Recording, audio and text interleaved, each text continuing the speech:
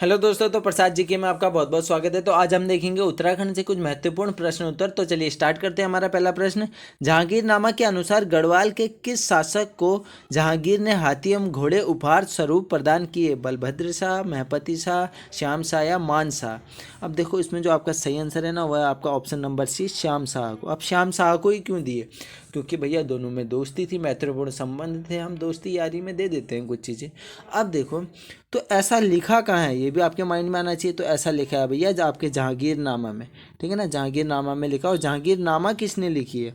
वो लिखी है भैया आपके खुद जहांगीर ने, ठीक है। अगर कहीं पे आ जाए तुजुक ए जहांगीरी, तुजुक ए जहांगीरी, तो भैया घबराना मत, दोनों नाम एक ही किताब के दो नाम है। जैसे आप दीपक का दीपू कर देते हैं ना, तो वैसा ही होता है, ठीक है। अब देखो, तो इनने तो भैया लिख दिया किताब में, ठीक है ना। अब देखो, घोड़े भी उपहार में दे दिए। अब बात करते हैं श्याम शाह के कार्यकाल की। अब बात करूँ श्याम शाह के कार्यकाल की, तो 1611 से 1631 था, 44वां राजा था ये, ठीक है ना। अब शाह को देख के आपको याद आना चाहिए कि यार शाह, ठीक है ना, ये तो आपका पवार वंश है, संस्थापक कनकपाल हैं। तो शाह की उपाधि किसने धारण की होगी सबसे पहले? तो देखो, शाह की उपाधि सबसे पहले जो पवार वंश में धारण करी थी, वो था आपका बलभद्र शाह, बलभद्र शाह। भैया ये पहले बलभद्र पाल था, फिर इसने शाह की उपाधि धारण की, तो सभी फिर शाह के नाम से आगे चलने लगे, ठीक है। तो इतना आप समझ जाएंगे। अब देखो, ये मैं आपको बता चुका हूँ कि श्याम शाह को मिलने के दौरान हाथी और घोड़े भेंट किए थे, ठीक है। अब देखो, श्याम शाह के दरबार में ना एक कवि थे, श्याम शाह के दरबार में एक कवि थे जिनका नाम था आपका शंकर कवि, शंकर कवि। तो इन्होंने एक आपका ग्रंथ लिखा था जिसका नाम था वास्तु शिरोमणि, वास्तु शिरोमणि, ठीक है ना। ये मेरी लेख थोड़ी सी खराब हो रही है, शिरोमणि। मैं वैसे हाथ से लिख रहा हूँ, तो थोड़ा सा बहुत मैनेज कर लेना, ठीक है ना। वास्तु शिरोमणि नामक ग्रंथ की रचना की थी। अब बात है ये भैया पवार वंश की, किसकी? पवार वंश की। तो आपको क्या पता होना चाहिए, पवार वंश के संस्थापक कौन है? कनकपाल, ठीक है ना, कनकपाल हैं भैया, ठीक है। और देखो, अब कुछ मेन राजा हुए उनकी बात कर लेते हैं। जैसे स्टार्टिंग में सबसे पहले मैं बात करूं तो लखन देव की कर लो, लखन देव, क्योंकि सबसे पहला ये राजा था, इसका जो कार्यकाल था 1310 से चला था 33 तक, ठीक है ना। क्योंकि क्या था, ये 28वां शासक था।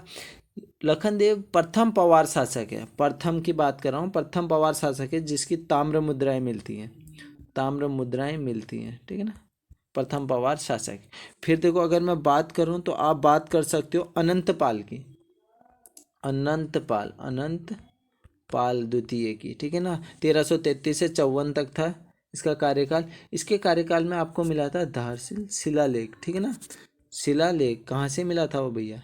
शिलालेख, ठीक है ना, कहाँ से मिला था? वो मिला था आपको मंदाकिनी घाटी से मिला था, ठीक है ना। और इसी में लिखा था कि पवार वंश का जो संस्थापक है भैया, वो कौन है? वो कनकपाल है, ठीक है ना। फिर इसके बाद कई आते हैं आपके, जैसे जगतपाल हो गया, जगतपाल हो गया, आप पढ़ लेना जगतपाल को। अजय गणनरेश अजयपाल हो गया, बलभद्र शाह तो मैं आपको बता चुका हूँ।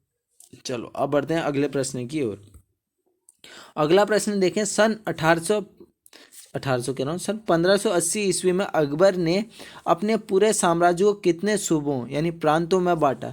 तो देखो, इसको जो सही आंसर है ना, वो है आपका 12 सूबों में बांटा था, 12 सूबों में। अगर मैं बात करूँ, इसके बाद देखो शाहजहाँ आता है, वो 18 सूबे कर देता है, तो उससे हमें कोई लेना देना नहीं है, हम अकबर पढ़ रहे हैं क्योंकि पूछा अकबर का ही जाता है अभी, ठीक है ना। शाहजहाँ वगैरह कितने सूबों में बांटा, ये कभी नहीं पूछा जाता है, ठीक है ना, अकबर का मेनली पूछा जाता है। अब देखो, मैं बात करूं अकबर की, तो ये है भैया अकबर। और अकबर के कार्यकाल की मैं अगर बात करूं, तो जो था अकबर का कार्यकाल था 1556 से, 1556 से 1605। आपको 1556 सुन के कुछ याद आ रहा है? पानीपत का द्वितीय युद्ध हुआ था 1556 में, ठीक है। अगर मैं बात करूं आपका पानीपत का द्वितीय युद्ध, कि देखो, तो किस किस के बीच में लड़ा गया था पानीपत का द्वितीय युद्ध, ये आपको पता होना चाहिए। तो वो लड़ा गया था भैया विक्रमादित्य हेमू के बीच में और आपके अकबर के बीच में, हेमू और अकबर के बीच में, ठीक है ना। कब? 1556 में लड़ा गया था, ये द्वितीय पानीपत का युद्ध था। अब देखो भैया, द्वितीय की बात आई है तो आपको पहला भी याद होना चाहिए। उससे पहले मैं आपको हेमू के बारे में बता देता हूँ, ठीक है ना। अगर मैं बात करूं हेमू की, तो देखो मध्यकालीन भारतीय इतिहास में हेमू जो थे ना वो पहले और एकमात्र हिंदू राजा थे। पहले और एकमात्र हिंदू राजा थे, इतना आपको याद में रखना। बहुत ही महान राजा थे। अगर ये वो बैटल जीत जाते ना तो शायद आज भारतीय इतिहास कुछ और होता। और एक उपाधि धारण करी थी विक्रमादित्य, ठीक है ना, विक्रमादित्य।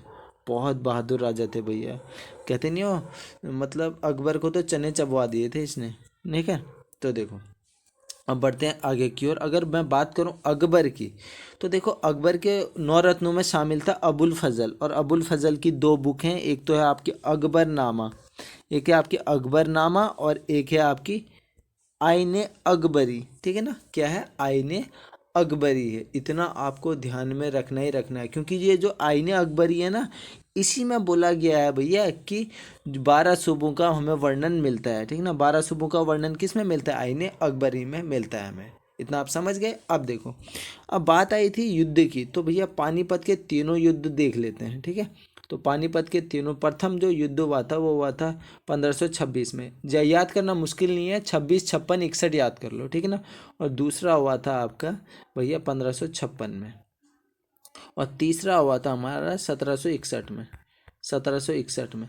अब देखो पहले वाले युद्ध में क्या होता है, पानीपत का प्रथम युद्ध, भैया यहाँ पे आती है मुगल साम्राज्य की स्थापना हो जाती है। मुगल साम्राज्य की स्थापना कब होती है? पानीपत के प्रथम युद्ध में। क्योंकि एक साइड से लड़ रहा था भैया बाबर, और एक साइड से था इब्राहिम लोदी। इब्राहिम लोदी हार जाता है, यानी बाबर जीत जाता है, और बाबर क्या करता है? फिर मुगल साम्राज्य की नींव रख देता है, ठीक है। अब देखो जो द्वितीय युद्ध हुआ था, ये मैं अभी आपको बता चुका हूँ, अकबर और हेमू के बीच में हुआ था। और तृतीय पानीपत का जो युद्ध हुआ था वो हुआ था मराठा साम्राज्य और आपका अहमद शाह अब्दाली के बीच में, ठीक है। अब देखो अगर मैं बात करूं तुम्हारा अकबर की, तो अकबर के दरबार में 9 रत्न थे, अभी बताया मैंने। अब कौन कौन से 9 रत्न थे, तो कुछ मेन मेन देख लेते हैं। पहला हो गया अबुल फजल, ठीक है ना, अबुल फजल, ठीक है ना। 2 बुक आपको मैंने बताई अभी, आईने अकबरी और अकबरनामा, इसको आपको याद रखनी है, ठीक है ना। अब देखो और दूसरा कौन था? तानसेन। तानसेन आपको याद रखना ही रखना है। क्या थे तानसेन? भैया दरबार में एक संगीतज्ञ थे और राजकवि भी थे। तानसेन का मूल नाम आपसे पूछा जाता है, तो तानसेन का मूल नाम क्या है भैया? रामतनु पांडे, रामतनु पांडे, ठीक है ना, पांडे। अब देखो और कौन था? राजा मानसिंह, राजा मानसिंह, मानसिंह, मानसिंह, मतलब इसको सबसे ज़्यादा मनसबदारी मिलते थे, ठीक है ना। और इनका सीए था टोडरमल, टोडरमल, यहाँ पे लिख दे रहा हूँ, टोडरमल, ठीक है ना, टोडरमल। क्योंकि इस टोडरमल ने जो था ना भूमि व्यवस्था के सुधार के लिए बहुत महत्वपूर्ण मतलब भूमिका निभाई थी। आप कह सकते हो टोडर, हाँ। और इसने और करवाया था, टोडरमल बंदोबस्त करवाया था। किसने? टोडरमल ही ने, ठीक है। इतना आपको याद रखना है। अब आपसे कब बीरबल, बीरबल को कैसे भूल गया भैया? बचपन से कहानी सुनते आ रहे हो आप। बीरबल 9 रत्नों में शामिल है, बीरबल भी, ठीक है ना, बीरबल, बीरबल। और बीरबल का भैया जो बचपन का नाम है वो क्या था? आपको याद रखना, महेश दास, महेश दास था इनके बचपन का नाम, बीरबल का। बचपन से कहानी सुनते आ रहे हो आप अकबर बीरबल की, ठीक है। अब बात करते हैं हम एक और युद्ध की, हल्दी घाटी का युद्ध। कब हुआ था हल्दी घाटी का युद्ध? 1576 में हुआ था हल्दी घाटी का युद्ध, हल्दी घाटी का युद्ध, ठीक है ना। किस किस के बीच हुआ था भैया? अकबर और अकबर, अकबर। वैसे बात करूं मैं, अकबर का सेनापति मानसिंह और मेवाड़ के शासक महाराणा प्रताप के बीच में हुआ था ये, ठीक है ना। देखो बुक्स में लिखा है महाराणा प्रताप की इसमें पराजय हुई थी, लेकिन कोई रिजल्ट आया नहीं कि युद्ध कौन जीता था। अभी भी कई इतिहासकार कहते हैं भैया जो था कि महाराणा प्रताप जीते थे, लेकिन अधिकतर इतिहासकार कहते हैं महाराणा प्रताप की पराजय हुई थी हल्दी घाटी युद्ध में, ठीक है ना। अभी बीच में एक कंट्रोवर्सी भी चल रही थी कि भैया हमारा इतिहास बदलो, ठीक है ना, कि महाराणा प्रताप जी की पराजय नहीं हुई थी, वो जीते थे, ठीक है ना। कई लोगों के अलग अलग मत हैं, तो इसमें हम नहीं जाएंगे। आप जो किताब में लिखा है अभी आप वही पढ़ें, ठीक है ना। चलो अब देखो हल्दी घाटी देख लिया अब हमने। अब अकबर ने क्या क्या बनाया था, ठीक है ना। अकबर ने बनाया था भैया, ये है आपका आगरा का लाल किला। क्या है ये? आगरा का लाल किला। आप दिल्ली का लाल किला सुना होगा आपने, ये आगरा का लाल किला है, ठीक है। किसने बनाया था? अकबर ने बनाया था। ये अकबर कर दिया मैंने, ठीक है ना, ये ठीक है, अकबर ने बनाया था। और क्या बनाया था भैया अकबर ने? दिल्ली में हुमायूं का मकबरा बनाया था। अब हुमायूं का क्यों बनाएगा ये बंदा, हुमायूं का क्यों बनाएगा? क्योंकि भैया हुमायूं इसके पिता थे, इसीलिए भैया इन्होंने ये बना दिया। ठीक है, याद रखना। और क्या बनाया था? ये है आपका देखो बुलंद दरवाज़ा। तो ये बुलंद दरवाज़ा भी किसने बनाया था? अकबर ने ही बनाया था। और इसने एक धर्म दीन इलाही की भी स्थापना करी थी। ठीक है ना। चलो, और एक मोस्ट इम्पोर्टेंट बात जो आपको याद रखनी है, अकबर के शासनकाल को क्या कहा जाता है? हिंदी साहित्य का स्वर्णकाल। क्या कहा जाता है? हिंदी, ठीक है ना, साहित्य का स्वर्णकाल। हिंदी साहित्य का स्वर्णकाल, स्वर्णकाल।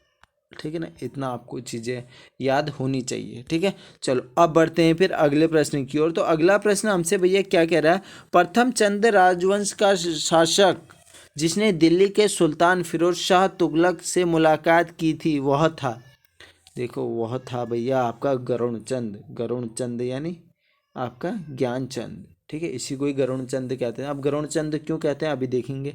तो इसका कार्यकाल देख लेते हैं भैया पहले। ठीक है ना, ये है आपका कौन? फिरोज शाह तुगलक। तो पहले ज्ञानचंद का देख लो। ज्ञानचंद का जो है आपका कार्यकाल था 1374 से 1419। 1374 से 1419। ठीक है ना, ये इसका कार्यकाल है भैया। और इसको गरुड़चंद भी कहते हैं। 29वां राजा था ये चंद्रवंश का। और इस एक फैक्ट है कि ज्ञानचंद ने सबसे ज़्यादा भैया राज किया था। ठीक है ना, यहाँ से खुद ही घटा लो, आपको पता चल जाएगा कितने साल राज किया था। ठीक है ना, 1419 में से 1374 घटाओगे तो ये यहाँ 5 बज गया, लास्ट में 5 बज गया। 137 और 39 41 मतलब 45 साल इसने राज किया था। ठीक है ना, 45 वर्ष इसने राज किया था भैया। ठीक है ना, इतना आप ध्यान में रखो। और चीज़ मैं आपको बता दूं कि पहली बार दिल्ली सल्तनत में जाने वाला ये पहला राजा है। ठीक है ना, ज्ञानचंद। यहीं से आपको पता लग रहा होगा। ठीक है, अब देखो, अब बात आई है चंद्रवंश की। तो देखो बता दो चंद्रवंश का संस्थापक कौन था भैया? ठीक ना, सोमचंद। कौन था? सोमचंद था चंद्रवंश का संस्थापक। ठीक है ना। अब देखो, अब बात करते हैं फिरोज शाह के बारे में भैया। ये है आपका कौन है भैया? ये फिरोज शाह है। ठीक है ना। अब देखो, ये जो था तुगलक वंश का था। ठीक है ना। अब देखो, इसका जो कार्यकाल था, फिरोज शाह का जो कार्यकाल था वो था आपका 1351 से 88 तक। 1351 से 88 तक जो है इसका कार्यकाल माना जाता है। ठीक है ना। अगर मैं आपको बता दूं कि इसने क्या क्या बनाया था तो आप कहोगे इसने स्थापना करी थी हिसार की। हिसार, हिसार की स्थापना करी थी। और फिरोजाबाद, फिरोजाबाद, फिरोजाबाद कहाँ है भैया? आप सभी को पता है फिरोजाबाद दिल्ली में है। ठीक है ना। और जौनपुर, जौनपुर, जौनपुर। ठीक है, जौनपुर की स्थापना करी थी। ठीक है ना। और फिरोजपुर, फिरोजपुर की भी स्थापना करी थी। ठीक है ना। अब आपसे अगर आप एक माइंड में आ रहा होगा भैया ये तो एक शासक है, तो इसकी स्थापना करी किसने थी? तुगलक वंश की। अगर नहीं आ रहा है तो माइंड में आना चाहिए। तो देखो तुगलक वंश की जो स्थापना करी थी ना, तुगलक लिख दे रहा हूँ। ठीक है ना। तुगलक वंश की जो स्थापना करी थी वो करी थी गयासुद्दीन तुगलक ने। गयासुद्दीन ऐसे लिखते हैं, गयासुद्दीन तुगलक। ठीक है ना, तुगलक इसने करी थी भैया तुगलक वंश की स्थापना। चलो अब बात आई है चंद्र वंश की। तो एक सवाल मैं आपसे पूछ रहा हूँ, आप मुझे कमेंट बॉक्स में बताना जरूर। ठीक है ना। चंद्र वंश की बात आई है तो देखो, अब सवाल पूछ रहा हूँ मैं आपसे, बालेश्वर मंदिर का निर्माण किसने कराया था? बालेश्वर, अरे चल जाए यार पेन, चलो चल गई। बालेश्वर मंदिर का निर्माण किसने कराया था? ठीक है ना, यहाँ पे लिख दिया इतने बड़े अक्षरों में। अब आप कमेंट बॉक्स में ज़रूर करना। और एक और सवाल चलो पूछ ही लेता हूँ। बालेश्वर मंदिर हो गया एक सवाल। एक हो गया किस राजा, किस मतलब चंद राजा का ताम्रपत्र मिला था बालेश्वर मंदिर से? चंद राजा का ताम्रपत्र मिला था, ताम्रपत्र मिला था, ताम्रपत्र मिला था। ठीक है, बालेश्वर मंदिर से। ये भी आप मुझे बताना। अब बढ़ते हैं आगे की ओर, अगले प्रश्न की ओर। ठीक है ना। देखो, इतने ये मैं आपको बता चुका हूँ अभी इसका कार्यकाल। ठीक है, और ये दिल्ली सल्तनत में जाने वाला पहला राजा था भैया, ठीक है, ये भी मैं बता चुका हूँ। अब देखो, प्रसिद्ध पुस्तक मसूरी मेडले के लेखक हैं, ठीक है ना। तो देखो, प्रसिद्ध पुस्तक मसूरी जो मेडले हैं उनके लेखक है गणेश शैली जी, ठीक है ना। ये रही आपकी बुक, आप देख लो, मसूरी मेडले की, ठीक है, गणेश शैली जी ने लिखी है, ठीक है ना। चलो, अब देखो, अब बात आई ये बुक्स की, तो आपको कुछ इंपॉर्टेंट बुक्स के बारे में पता ही होना चाहिए। जैसे अगली पुस्तक की मैं बात करूँ तो यह है आपका गढ़वाल हिमालय का गजेटियन, यानी आप गढ़वाल हिमालय का गजेटियन लिखी थी H.G. वॉल्टन ने, ठीक है ना। और कौन सी पुस्तक लिखी थी आपकी H.G. वॉल्टन ने, वो भी आपको याद होना चाहिए। और कहूँ तो गजेटियन में इन्हें 2-3 लिखी थी, जैसे अल्मोड़ा गजेटियन, अल्मोड़ा गजेटियन भी इन्होंने ही लिखी थी। और ब्रिटिश गढ़वाल गजेटियन, ब्रिटिश गढ़वाल गजेटियन, ठीक है ना, ये भी H.G. वॉल्टन ने ही लिखी थी। अब मैं अगली पुस्तक की अगर मैं बात करूं तो ये है भैया गढ़वाल चित्रकला, ठीक है ना, जिसको आप इंग्लिश में क्या कहोगे, गढ़वाल पेंटिंग्स। किसने लिखी थी? बैरिस्टर मुकुंदी लाल जी ने। किसने? बैरिस्टर मुकुंदी लाल जी ने लिखी थी। अब देखो, अगली पुस्तक की मैं बात करूं तो ये है आपकी हिमालयन डिस्ट्रिक्ट गजेटियर, तो ये लिखी थी भैया एटकिंसन ने, ठीक है ना। किसने? एटकिंसन ने लिखी थी। हम और पुस्तक कौन सी लिखी थी एटकिंसन ने, ठीक है ना, वो आप मुझे कमेंट बॉक्स में बताओ, मेरे को तो यही ध्यान आ रही है, ठीक है ना। अब देखो, अब मैं आगे जाके बात करूँगा, और तो यह है राहुल शंकरदयाल जी की हिमालय परिचय, ठीक है ना। तो इसके 2 भाग आए थे, आप सभी को पता है। एक भाग में था आपका जो है गढ़वाल को, भाग 1 में था गढ़वाल, ठीक है ना, हिमालय परिचय भाग 1 गढ़वाल, और हिमालय परिचय भाग 2, भाग 2 क्या था आपका? कुमाऊं से रिलेटेड, ठीक है ना, कुमाऊं से रिलेटेड राहुल शंकरदयाल जी को, ठीक है ना। चलो कमेंट बॉक्स में बताओ घुमक्कड़ कवि किसे कहते हैं, ठीक है। अब देखो, गढ़वाल की दिवंगत विभूतियां पुस्तक, एक और पुस्तक है गढ़वाल की दिवंगत विभूतियां, ये लिखी थी आपकी भक्त दर्शन जी ने, ठीक है। चलो अब बढ़ते हैं, एक और पुस्तक देख लो फिर, कुमाऊं का इतिहास, तो ये लिखी थी आपका बद्रीदत्त पांडे जी ने, ठीक है ना, बद्रीदत्त पांडे जी ने। अब मुझे बताओ ये पुस्तक कहाँ लिखी गई थी, ठीक है ना। इनको कारावास हुआ था, कारावास हुआ था, कहाँ कारावास हुआ था? चलो ऑप्शन दे देता हूँ, पीलीभीत, बरेली, टनकपुर, चंपावत, ठीक है। अब देखो, अब बद्रीदत्त पांडे जी ने लिखी है कुमाऊं का इतिहास, और अब देख लेते हैं ब्रिटिश कुमाऊं और गढ़वाल, ठीक है ना, यानी ब्रिटिश कुमाऊं गढ़वाल जो पुस्तक है वो लिखी है R.S. टोलिया जी ने, ठीक है ना, R.S. टोलिया जी ने यह पुस्तक हमारी लिखी है। अब देखो अगली पुस्तक और देख लो फिर, फटाफट से देख लेते हैं, उत्तराखंड का नवीन इतिहास, ठीक है ना, ये लिखी है यशवंत सिंह कटौजदी ने, ठीक है ना। अब उत्तराखंड का नवीन इतिहास के बाद अगर मैं बात करूं और पुस्तक जो मुझे याद आ रही है, अजय रावत जी की, आप सभी को पता है हिस्ट्री ऑफ गढ़वाल, ठीक है ना, हिस्ट्री ऑफ गढ़वाल किसकी है? हिस्ट्री ऑफ गढ़वाल भैया अजय रावत जी की है, ठीक है ना, अजय रावत जी, ठीक है ना। और एक और पुस्तक शिव प्रसाद डबराल जी की, कौन सी पुस्तक थी? हाँ, कुमाऊं का इतिहास, कुमाऊं का इतिहास किसकी है भैया? सॉरी, शिव प्रसाद डबराल जी। कुमाऊं का इतिहास तो आपकी बद्रीदत्त पांडे जी की है, कुमाऊं का इतिहास है आपकी बद्रीदत्त पांडे जी की, अब भी बद्रीदत्त पांडे जी की। और उत्तराखंड का इतिहास है आपकी उत्तराखंड, उत्तराखंड का इतिहास है आपकी शिव प्रसाद डबराल जी की, ठीक है ना। इतना आपको याद रखना है, ठीक है, कंफ्यूज नहीं होना है। कुमाऊं का इतिहास बद्रीदत्त पांडे, उत्तराखंड का इतिहास शिव प्रसाद डबराल जी, ठीक है। चलो अब बढ़ते हैं अगले प्रश्न की ओर। अगला प्रश्न है, अल्मोड़ा का पुलिस थाना जो पर्वतीय क्षेत्र का पहला थाना स्थापित हुआ, ओह वाह, ये तो भैया इसका सदाबहार, जैसे गाने होते हैं ना वैसे ये सदाबहार प्रश्न भी 1837 में हुआ था।